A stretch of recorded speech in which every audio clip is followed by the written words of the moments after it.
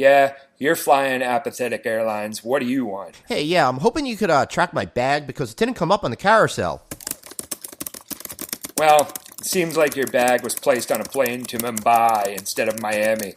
It should make its way back to you after your trip is over, and you have no more urgent need for its contents. Well, at least you guys are moving in the right direction. You're treating me much better than the last time when you just spit in my face and cursed my family for 3 generations, so thanks for that. Do you live, eat, and sleep the hotel industry? Looking to brush up on your game? You've come to the right place. Welcome to No Vacancy, the hospitality industry's #1 podcast, with your host, Glenn Hausman.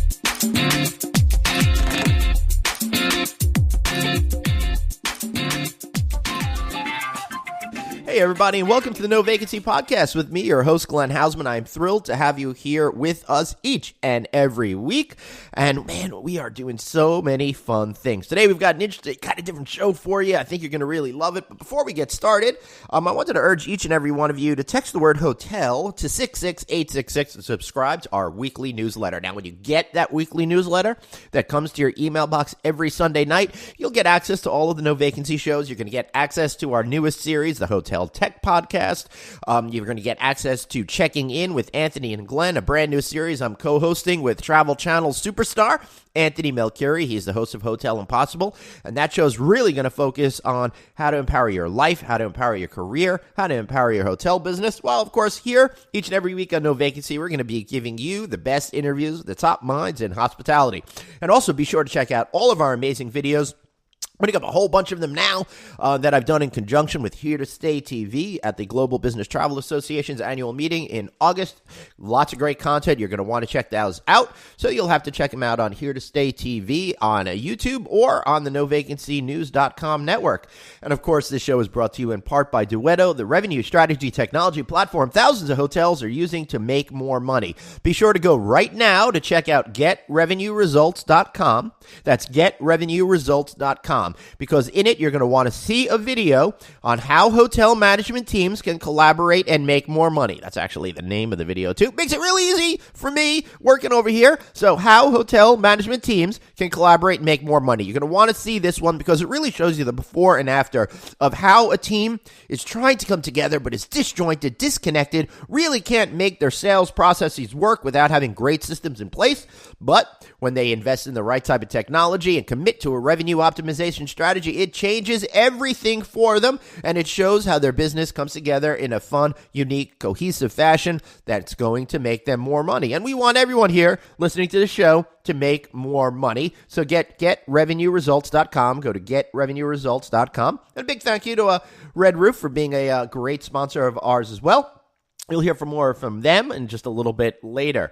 So, okay, so here today, we're going to be focusing on a couple of different hospitality concepts, something that I think is really cool. Our first interview, which is going to come up any moment now, is with Jason Fudin. He's the CEO and co-founder of WhyHotel. Now, this is different because they're an innovative hospitality startup, and they're really an alternative lodging service. What they're doing is they're operating pop-up hotels in newly built luxury apartment buildings. How cool is that? So, great, gorgeous new building opens. They haven't necessarily sold all of their spaces yet. They partner with the guys such as Jason Fudin and WhyHotel in order to help create guests and create these fresh, one-of-a-kind experiences for guests, and I think that's going to be really interesting insight. And the second interview we have today is with Richard Bourne. He's the co-founder of Pod Hotels. Pod Hotels are really cool. You've seen this now take off all over the world, but here in New York City, where I am home based, Pod Hotels was really a pioneer. They've been in the game for a lot longer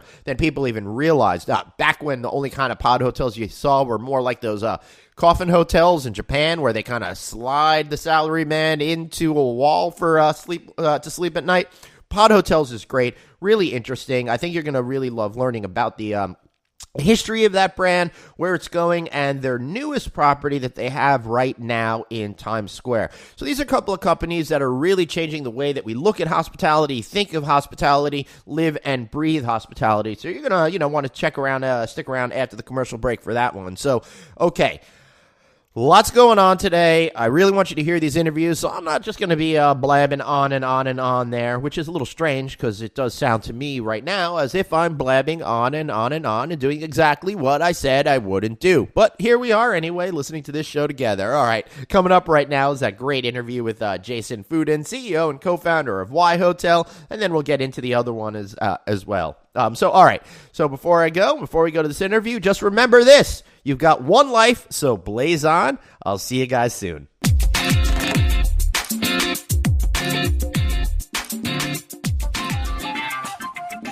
All right, so you guys know I'm very interested in trying to bring out the newest trends that we have here in the hospitality business to see what's going on. And that's why I've been talking a lot about extended stay hotels and service apartments. But another trend that I see coming kind of brings a little bit of that element also, but another element that I think is an amazing trend, it's the whole idea of pop-up hotels. When I think of pop-up hotels, I typically think about going to that favorite weekend concert that you're going to be going to, a festival sort of thing, and maybe having a pop-up hotel to service that. But our next guest, and his name is Jason Fudin, he's the CEO and co-founder of WhyHotel, which is really a pop-up hotel that's for newly built luxury apartment buildings. I think it's a very interesting idea, very creative solution for operators of real estate. Jason, welcome aboard, man. How are you?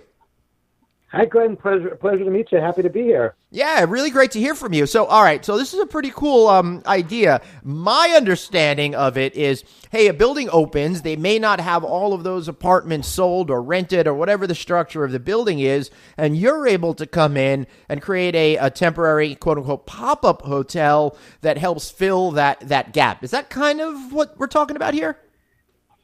Yeah, I mean, so we say that we solve for the inefficiency of apartment buildings being brought to market. So when someone builds a high-rise, they deliver it all at once, and there's hundreds of gorgeous, brand-new vacant apartments that go unused.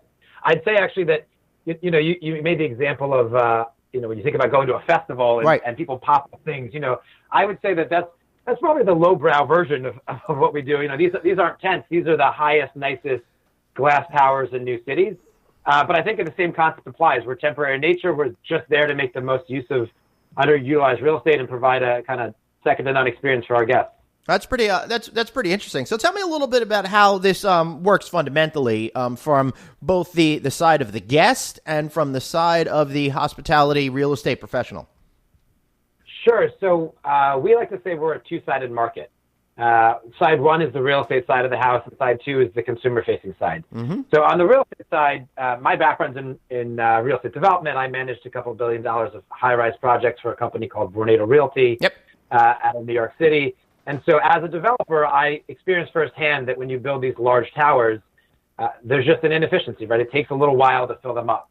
Generally, 1 to 2 years to fill them up with long-term renters. And so what we do is we work with developers.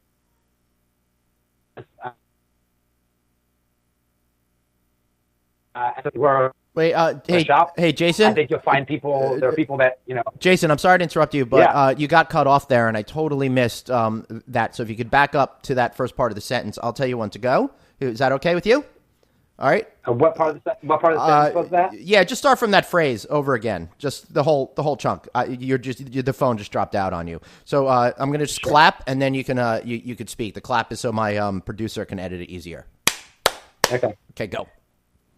Yeah, so my background's in development, and I experienced firsthand the kind of inefficiency of building high-rise buildings. Right. So when a developer builds a high-rise building, apartment building for rent, they deliver it in a 30 to 60-day period of time, and then it takes them a year or two to fill it up with long-term renters. And so what we do is, in advance of that building delivering, we go and secure all regulatory approvals. That means we pull a hotel license. We amend zoning approvals. We add additional fire and life safety to the building to make sure that we conform with all requirements of a conventional hotel. And then when the apartment building opens, we have 100 more units that we have fully furnished, and we have a 24/7 on-site host team in place, and we make use of that underutilized inventory. So for the developer, they end up getting this great activation of their space. They end up getting a great tool for driving leasing and making sure that eyes are seeing their new apartment project. And for residents in that building, they get an on-site amenity. They get discounted or free room nights. They get additional cleaning services and the perks of having a luxury hotel in the building. So that's the real estate side of the house. for the consumer side of the house, this is the hospitality focused, guest focused piece of our business. We offer a different model than a conventional hotel. So conventional hotels obviously are high service models with small spaces for living. And we kind of turn that on its head. We say, look, we have gorgeous brand new apartments, highly spacious. They all come with a queen bed in the bedrooms, queen pullouts in the sofas, high-speed internet. Every single one has an Alexa. They have a casting device so you can cast Netflix or Hulu or whatever to your TV. They have washers and dryers. I mean, it is a like-home experience. But we say, we're your on-site host. We're not your 24/7, room service people. So we're there to tell you about, go down the street. This is the best Italian sub in DC, or this is the mesquite popcorn you can get in Baltimore. Right. And so we're there for you 24/7 if anything comes up. But it's really kind of a self-directed experience. Once you're in your home, that's your space. You get to kind of act like you're part of the community because you are. And get to enjoy the spaces as such. And so that's the experience from the consumer side. Is it's like they live there while they're staying with us. Right. I think that's such a creative solution for both the guest and for the real estate operator. So when you come in and you say, hey, we're going to be able to we'll use the example from the Washington D.C. deal that you had from the emerging NoMa neighborhood. It's 100K apartments. Is that right? So yeah, that's correct. Yeah. So how does it work? In terms of, hey, you made the deal with the folks that operate this building. At what point do you come in and say, all right, we're going to take these units, we're going to furnish these units, and then we're going to go ahead and promote them? How does all of that work for you, and to actually deliver those customers to the front door so everybody's a winner?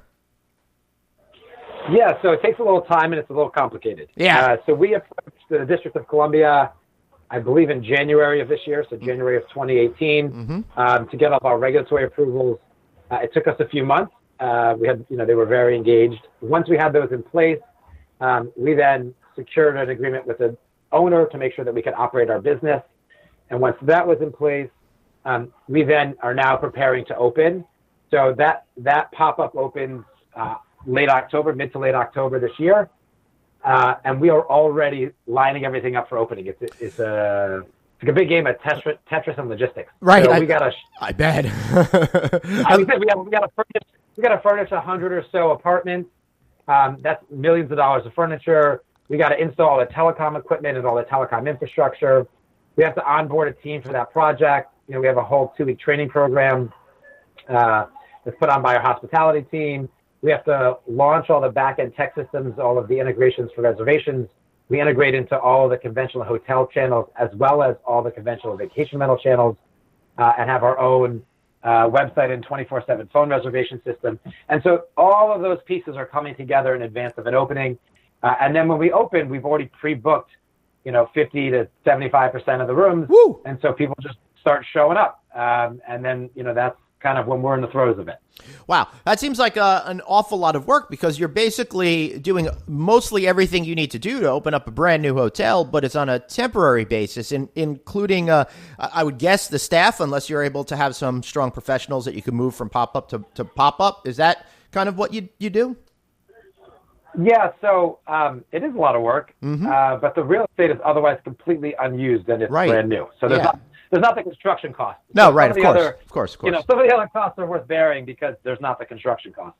And our staff is growing. We're a growing organization. So anyone who joins us for NoMa in DC, we'll have another 2, 3, 4, 5 hotels in the DC metro area by the time they wrap up their position there, so they can continue to grow with the organization.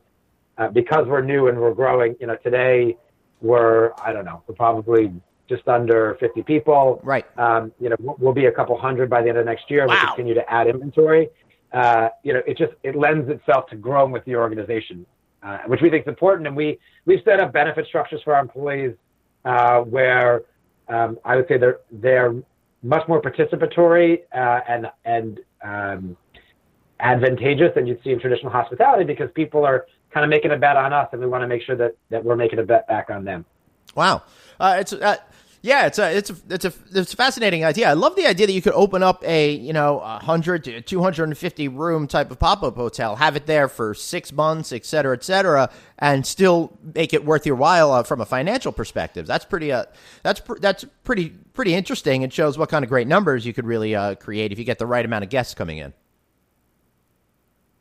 Yeah. I mean, if you think about it, a conventional hotel. Runs at, I don't know, pick a city, pick DC, for example. Mm-hmm. Those hotels are going to have a RevPAR between a new hotel is going to be in the high ones, maybe 170, an older hotel maybe in the lower ones, 130, 140. And then, so that their cost to run it is probably 50 to 75 a night. And so mm-hmm. that's where they the incremental, that's where they make their income. In our case, that same amount of capital is available to come in for stays, but we have a diversity of unit types. Right. And so our studios compete with extended stay hotels because they're basically an extended stay hotel, but they have a full kitchen instead of a kitchenette, and they have a washer and dryer instead of nothing, and they have more space. But our 1 bedrooms allow for more guests, for families to stay. Our 2 bedrooms, I don't know if you have any young kids. I have a son, and I'll tell you, when you stay in a traditional hotel room with a baby, it's horrendous. I mean, you end up in the bathroom with a bottle of wine and your spouse. Actually, when my kids were little, and just so from the perspective, I have 14-year-old twin boys at this point. But when they were little, mom they were closer to mom when they were little babies. I think that's just kind of how nature worked in our family. And she would put them to bed, and if we were in a hotel, and she'd wind up having to stay there and wind up sleeping with them, and I'd be stuck on my own. Going downstairs and having a drink at the bar because I couldn't stay in the room because I'd make too much noise because there was no additional space. And of course, we weren't going to leave, the little ones alone in the hotel room. So I like the idea of having multiple bedrooms, having multiple space. That's why I'm a big fan of the whole extended stay movement that's happening there. And this particular wrinkle is just really fascinating to me and shows the creativity that's going on in our entire space. Yeah, and I guess you're lucky that your wife even let you go to the bar because I was stuck in the bathroom with the bottle of wine mostly by myself. Yeah, no, I said that I was going down to do work. So I just want to be clear. Yeah. Yeah, that's way more thoughtful than my non-excuse. Yeah. So, you get the idea, right? I mean, there's something, we say it's a like-home experience, and the reality is when you have children or when you travel, every Monday to Thursday for a consulting job or a project, or you're somewhere, we see a lot of demand from the film industry where someone's got a 3 or 4 week shoot. Yep. It's just so much nicer to be in a home than it is to be staying on kind of living off of a bed. And so all of that plays beautifully into the kind of guests we see. And so if you talk again about the economics, we get a lot more money for a 2-bedroom or a 3-bedroom than you'd get for a conventional hotel room. So that RevPAR pushes up even higher. And then the cost of operating for us is not all that dissimilar to a hotel without the construction costs. So you can very quickly see how there's a significant amount of income available, even if it is just for a short period of time. Fascinating.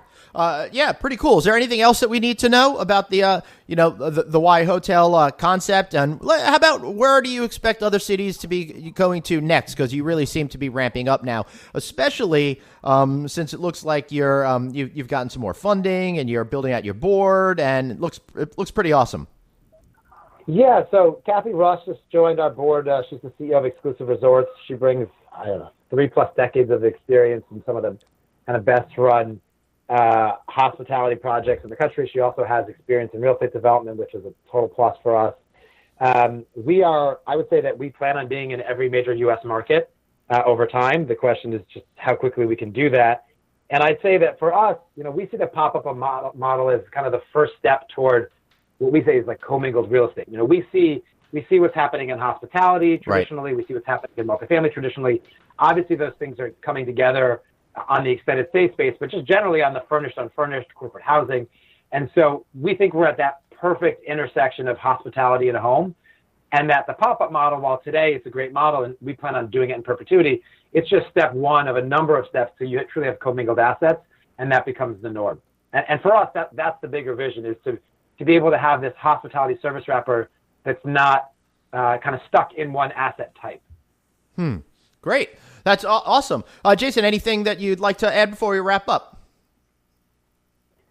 No, just excited to kind of join the larger hospitality community. My background and my business partner's background's in real estate development, mostly multifamily. And so, we're learning a lot. We're bringing on a great team and just look forward to more conversations like this with the hospitality community going forward. Yeah, excellent. As a matter of fact, as we're recording this, the current No Vacancy podcast that I have up right now is all about this type of stuff. I really think that service apartments and extended stay is a big future of the industry, and we even have an interview with AKA's Larry Corman, who is doing the same thing as you are, trying to get those Hollywood type celebrities to come in. So, very fascinating business. I encourage everybody to check it out, and check out WhyHotel.com. That's WHY Hotel.com to learn all about them. Jason, thanks so much for being here.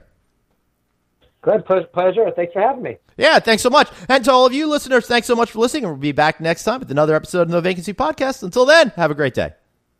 Have a question for your host, Glenn? Tweet him now at Traveling Glenn. No Vacancy, the hospitality industry's #1 podcast. We'll be right back. Hey everyone, Glenn here. So for the past couple of months, I've been sharing with you all the exciting things that have been going on with Red Roof. And today, I want to talk to franchisees looking to get in on the explosive growth of the extended stay segment. You know how much I love that segment. I'm really behind this segment. And Red Roof is getting behind this segment too with Hometown Studios by Red Roof. They're introducing it right now in a phased launch with over 30 properties across more than 20 markets with over $50 million in renovation. So they're betting big on these apartment-style studios that are going to offer the amenities guests really want today, such as upgraded decor, a kitchenette, full-size refrigerator, on-site laundry facilities, free Wi-Fi, of course, and more, and more, and more, all while continuing Red Roof's tradition of clean, comfortable accommodations at an unmatched value. And speaking of value, I'm pretty sure USA Today readers for the second year in a row named Red Roof the best budget hotel brand in America. So franchisees get that amazing brand awareness that customers already have, plus a seasoned management team and a richest-in-class loyalty program with more than 2.5 million members. And that just happens to be the least expensive for owners, too. Man, these guys are crushing it. And that's in addition to their award-winning marketing department and a dedicated website based on their fastest in-class with mobile-first technology.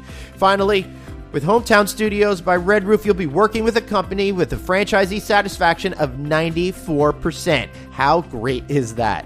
And those franchisees will tell you genuine relationships, real results. It isn't just some slogan, it's how Red Roof does business. Get in on a new way to extended stay. Visit redrooffranchising.com or give them a call at 888-473-8861. That's 888-473-8861. Back to the show. It's No Vacancy, the hospitality industry's #1 podcast with your host, Glenn Hausman. All right, everybody, welcome back to the No Vacancy podcast. Okay, so today we got an interesting guest here on the show. His name is Richard Bourne. He's co-founder of the Pod Hotels, right? So I got to tell you, I really thought this concept was great. Not thinking it's great now. I'm going way back to 2007 when it first started, and it wound up being one of the most original things I had ever seen. At that time in history, we'd only seen, I think, these types of hotels in Japan, or at least we heard fabled ones about how people, have these little tiny spaces and they sleep overnight after being out all night as salary men drinking, and they were too much to go home, or it was just too far for them to go home. And that idea was kind of brought to the United States with Richard Bourne, who put in a lot of interesting different things. So I thought this would be a great place to start our conversation, talk about how the company's changed and grown over the last decade or so. So without further ado, although there wasn't much ado to begin with, Mr. Richard Bourne, welcome to the show. How are you, sir? I am great, Glenn. Thank you for having me on. Yeah, I'll tell you, Richard, I don't know if you remember because you've met so many people, but I had a chance to meet you way back in the day when you first opened the original Pod 51, I think it was, or was it Pod 39 that came first? That's how long ago it was. Pod 51, right? Yeah, Pod 51 is just over 10 years old now. Yeah, and I remember you. I guess that was. Yeah, and I remember you took me around, you showed me things, and at that time, it was interesting because it was the first time I saw rooms that were much, smaller than the traditional hotel room. You were making a strong emphasis on a younger generation coming up, a connected generation that was coming up, and a generation that was really interested in social media. And you had a little bit of those types of features in there, trying to pull together a community of people through social media, all interesting, all innovative, all the first time I ever saw those kind of ideas brought to life at that original hotel. Maybe we could just, get that Wayback Machine going and tell me a little bit about the creation of that particular property, where that idea came from, and so that way we could set the stage for where you've gone since then. Okay. So the first pod came about to some extent by accident. Mm-hmm. Ira Drucker, my partner, and myself owned the fee position, owned the land under an old Fleabag hotel that had been operating for many years. The lease came due and we got the property back, and the old hotel had 350 very, very small rooms. It was originally built as some kind of a club. It was a very odd nature of a hotel. And so we drew plans to gut renovate it and make it into a luxury 4-star hotel on the Upper East Side of Manhattan. And our architect presented us with a plan that had 100 rooms. And we kind of scratched our head and we said, well, we have 350 rooms in our inventory now. Why do we want to reduce it? Let's see if we could come up with a concept that would be high quality, that would be current and cool, and that would be experiential. And at the same time, keep the number of rooms, decidedly keep the rooms small, and decidedly be able to introduce a certain level of quality at a price that does not exist in the marketplace. And we kind of bumbled on with the design, and we were designing and building at the same time. Right. And we're actually operating the old hotel while we designed it, while we built it. And it took us about a year and a half to do the project. Right. And frankly, we made a lot of mistakes, and we made some good choices, and we made some bad choices. I think we built what would probably be an imperfect product. And then after completion and operation, we realized that we were making a ton of money. And we kind of looked, and we looked at each other and we said, well, we didn't do this perfect. This was not completely thought out. Right. Yet it's a huge success. So we said, we're on to something here. And I just want to point out one comment, one correction to a comment you made earlier. Yeah. You said we built a product for young. Frankly, we did have young people in mind while we were building it, but it really isn't young people. It's travelers looking for an experience. Right. That's fair enough. I would say that our guest, I would say our guest profile is slanted towards the young, but we have young people in their 20s, 30s, 40s, 50s, and 60s who come to the pod. All right, I think Richard, really it's kind of like the difference. And I can't believe I made that mistake because I've spent a lot of years trying to say, no, it's not about millennials. It's about the millennial mindset. So yes, that makes perfect sense. So sorry for messing that up. Please continue. Right. You know what? It's sort of like, there are plenty of grandparents on Facebook. Right. So anyway. So when we built this, we opened it in 2007, 2008, we were aggressively looking for, other sites to do this. And then obviously, there was a, calamity in the markets, and 2008, 9, 10 was not a time to, do another hotel. But in 2010, towards the end of 2010, we found a building on East 39th Street that was owned by the Salvation Army and was used as a homeless shelter, and they wanted to sell it. So it was perfect for us because we had another, huge building, landmark building with 366 small rooms, and it really fit our model. And having built the first one, we learned everything we did right, and we learned everything that we didn't do right. And we built what we called Pod 2.0, a more superior product. We opened it in early 2013, and we have been 92% occupied in that hotel the day we opened our doors. Wow! And by the way, that's also true for 51st Street. Wow! So again, come 2014, we're sitting here with our two pods, and they're all coming along swimmingly. And a friend of mine approaches and says, I have this big site on 42nd and 9th in Times Square. would you love to do a hotel here? And, we kind of looked at it and we played around a little bit with plans, and it penciled out to about 700 rooms. And we said to ourselves, well, we already have over 700 pod rooms in New York. Do we want to double that? And I guess since we were running a 90+% occupancy day in and day out, we said, let's go for it. So we hopped in, we, entered his partnership, and we built Pod Times Square. Parallel to that, another friend approached me with a piece of property he owned in Williamsburg. And we were kind of a little skeptical, saying, do we want to come off Manhattan Island with the concept? Mm-hmm. And we did something that was sort of like a little clever, or maybe even a little devious.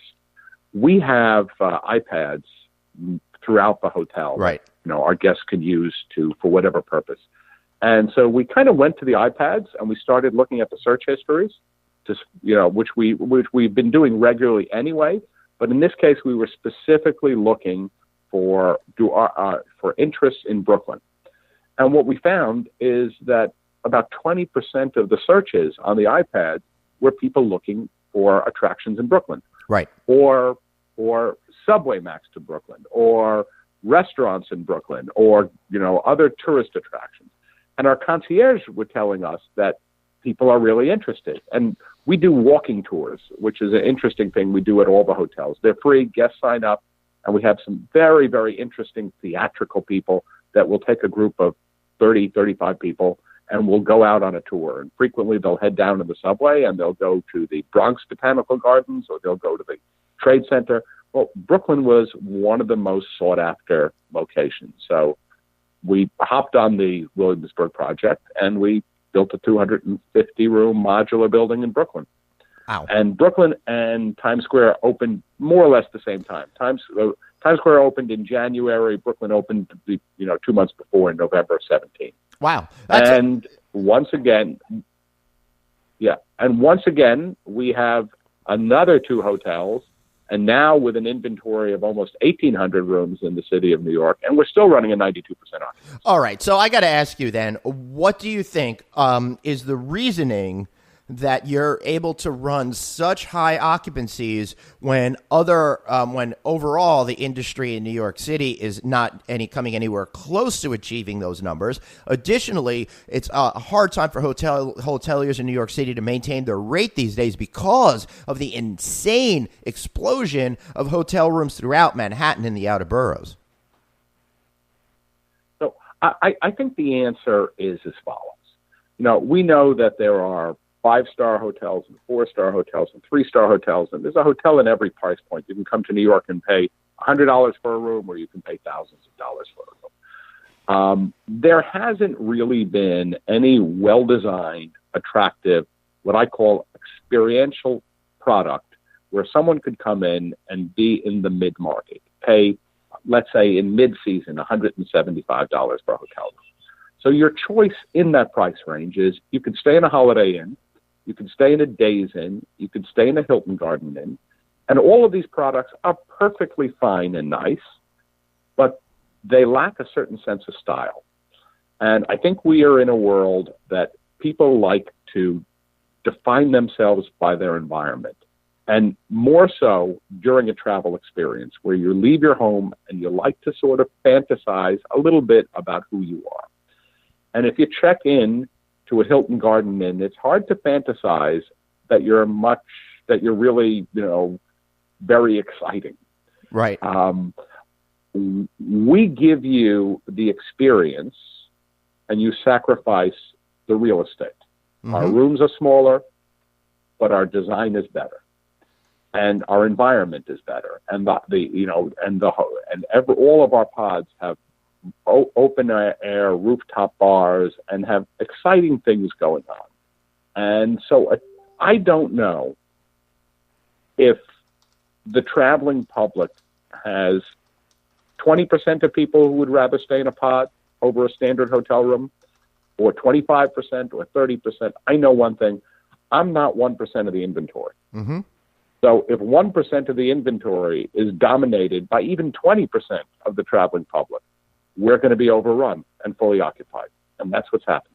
Wow. And just as an And as an asterisk, parallel to this whole process, we got a call from a hotel developer in Washington, D.C., and he said, hey, we've seen your pod. We really like it. We'd like to build one. And so we partnered up with them, and he developed a pod in Washington, D.C. on 6th and K. And this fellow had previously developed 8 hotels in Washington. And he said he has never seen anything launch as fast. Occupancy and rate are, just immediately materialized. No need to stabilize. You open the door and the hotels are full. Wow. All right. So I got to tell you, did you realize at the time what truly an innovator you folks were becoming when you launched these rooms? Because if I look back, you created something that was so definitively different. I was scratching my head at it, not because I didn't think it would work, but because I was just puzzled by the whole formula of it all. But that seems to have come true with most of the industry. You look at what all the major hotel companies are doing now. They're all launching hotel brands that are fixated on the same type of customer that you're looking at, shrinking those rooms down considerably in order to create better social lobby experiences or that rooftop bar experience that you're having. So they say, it's the best term of flattery when people take your ideas. How much do you think the industry has now really jumped on to this pod bandwagon, even though they're calling it different things? I look at, for example, Moxie Hotel and what they've done in, around the Long Island Railroad Station and 34th Street, for example, Well, we have seen every single major hotel brand through our properties sniffing around, through our pod hotels sniffing around. Trying to understand what we did, trying to understand how we're doing it, and trying to figure out how they can do it. And as you say, Marriott developed the Moxie brand. Hilton is working on theirs. IHG is working on theirs. And, as you say, on one level, imitation is the highest form of flattery. On the other hand, you hate to have too many people coming into your space.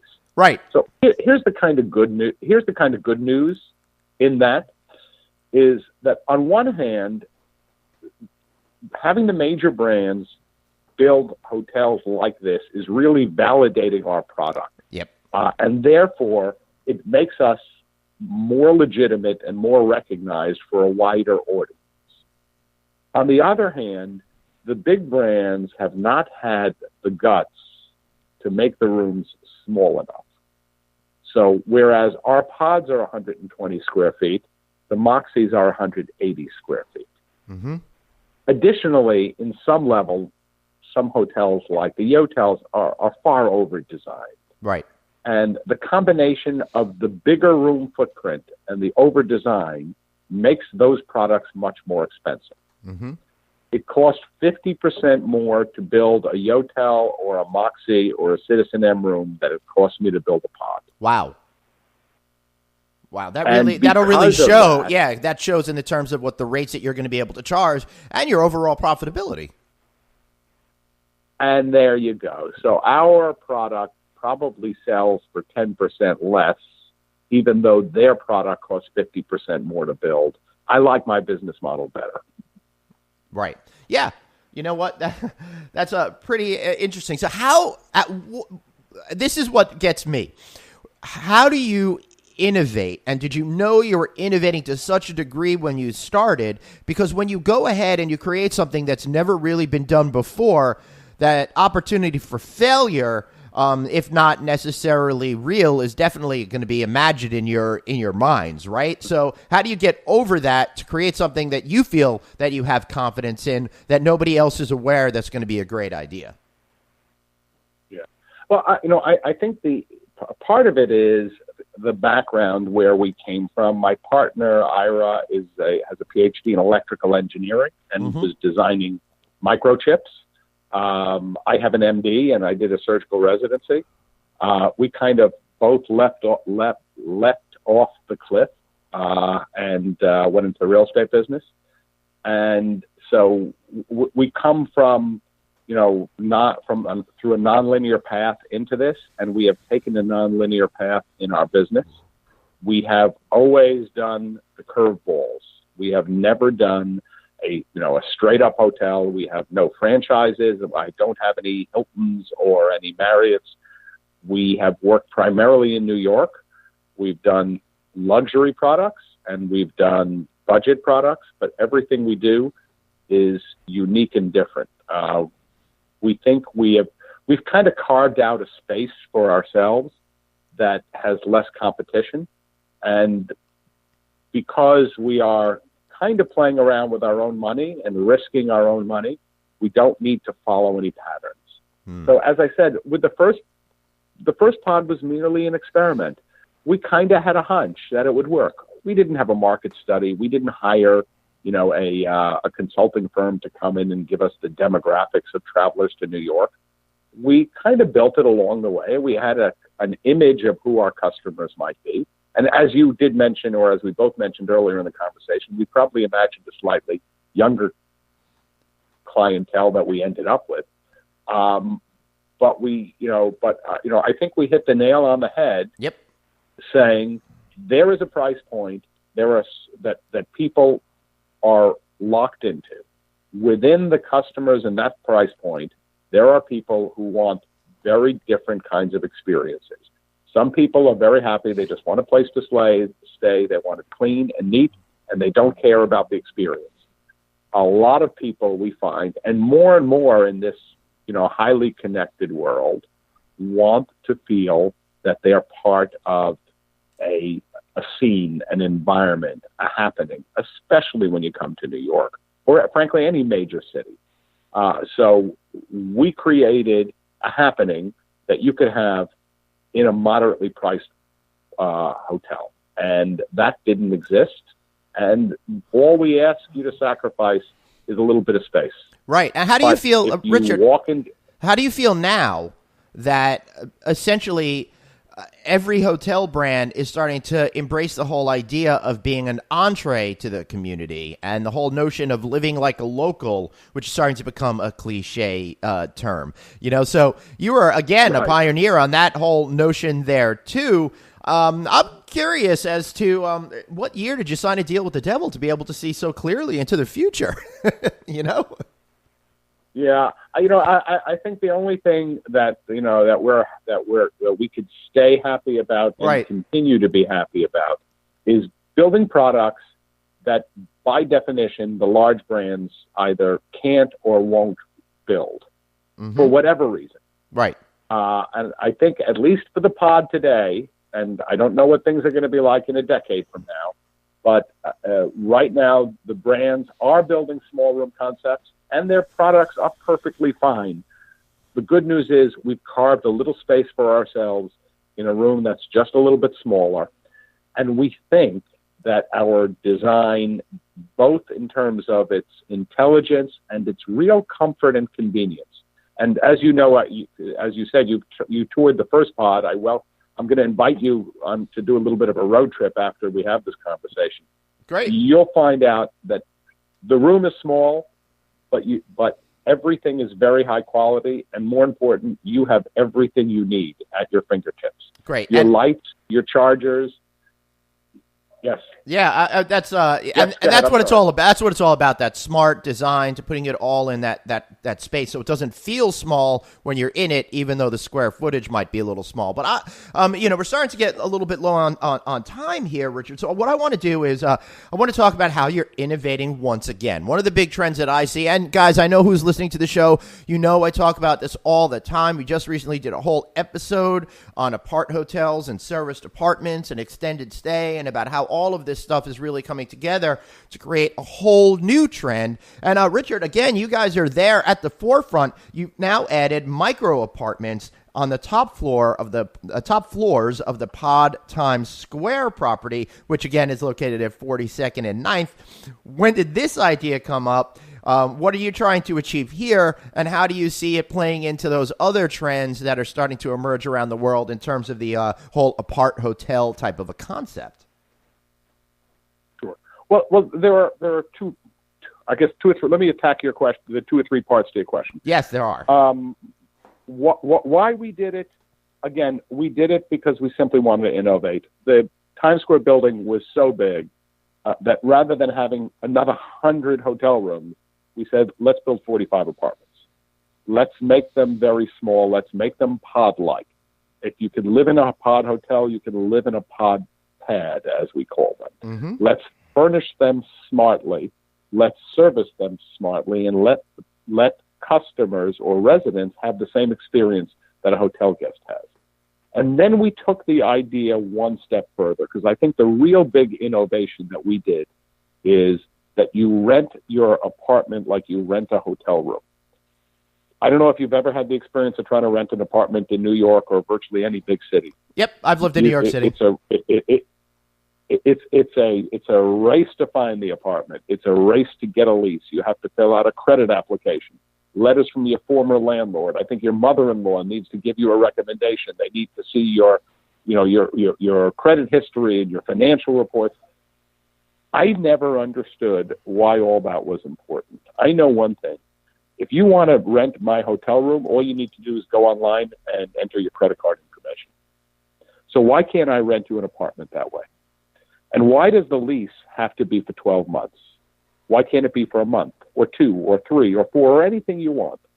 So you rent your pod pad like you rent a hotel room. You go online, you select a unit, you put your check-in date, your checkout date, your credit card information, and you're done. And by the way, unlike apartments where you have to sign up with the utility company and the phone company, and you need Wi-Fi and you need cable, it's all bundled together. You don't need anything.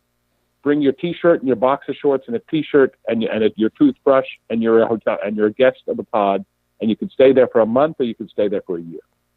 And if you want services, you could call for services. You could say, I want linen services, I want maid service, or you know what, I don't want that. I'll do my own laundry and cleaning. And you could live the life of a hotel guest, and you could do it just by swiping your card. And let me tell you what's amazing about this is rates are starting at $4,000 per month. I just did the math. That's $133.33 per day. That's about the same price as you're charging for some of the little pod rooms with bunk beds in it, for example. So it's a larger space, it's 600 to 800 square feet. I wish I had something like this. I know when I was in my 20s, I lived on the Upper East Side. I lived in a small apartment that was in that size range for sure. I think about the excitement and the convenience of just starting out in my in my New York City life and being in the heart of all of the action there in Times Square, as opposed to the far out Upper East Side where I was located. What's the feedback that you're getting so far on this particular concept? Well, the interesting thing is we had a lot of people who came in for a month as who were sort of relocating, or, people coming to New York for specific purposes, saying, okay, let's just take this apartment and we'll go look for a place to live. And then extended for another month and another 2 months and another 3 months. Right. We've noticed that 2/3 of our people who have rented pod pads found them, identified them, and moved in the next day. There aren't a lot of places you could do that. Right. And by word of mouth, we're getting a lot of people walking through. We opened our first 18. We have 15 of our 18 rented virtually off the bat. Holy cow. That's incredible. Yeah. It seems like there's an insatiable thirst for all of these types of products that you're putting out there. What is it quintessentially that you think is attracting people to these particular concepts? Is it maybe it's a combination of what I'm going to say, but is it the pricing? Is it the location? Is it the fact that it's in New York City? When you boil it down to its essential elements, what do you think it is? I think what we've done, we did one thing to the pod pads that we did in the hotel rooms. We made the design very smart. We made them very, very high quality, and because they are smaller, you can get the design, you can get the high quality, and you don't have to pay a fortune for it. The other thing, the flip side of what we did is we made ease of living and convenience, available. You snap your fingers and you're in, and you don't need to buy a shower mat. You don't need to buy a couch. You don't need to buy your linens. You don't need anything, and you don't need to hassle with, getting yourself set up. You could literally book and move in. And I think that ease of convenience to move in and move out anytime you want is really what we think has made it, we'll say, initially popular. But remember, we're dealing with something with a small number of units. We're going to be 45 units when we're completed, which is very shortly. So I call this a spark, not a tidal wave. But we think that there's a spark of something here. And as we get a little more experience and a little more confident, we think we're going to be doing more of these, both in New York and, potentially outside the city as we roll out the Pod brand. Right. Yeah. Makes a lot of sense to me. And of course, they come in 3 layouts: 1 bedroom with 1 bath, small 2-bedroom apartment with 2 baths, and a large 2-bedroom with 2 baths. So there's a lot of variety there. If somebody's coming with a family with small kids, for example, or you're just that single up and comer coming to New York City for the first time, or your company's putting you on a mission here in New York City for a while. Terrific. Right. Or two people who want to share an apartment who want their own bedrooms. Right. Yeah, I love it.